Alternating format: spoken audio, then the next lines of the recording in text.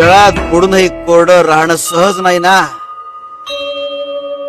तसंच विकारांच्या विळख्यात राहूनही अलिप्त राहणं सहज नाही. कधी कधी भक्तांनाही अहंकार होतो, कधी कधी भक्तीचाही अहंकार होतो. कधी कधी ज्ञानाच्या कक्षा रुंदावल्या तरी त्याला मत्सराचा संसर्ग होतो.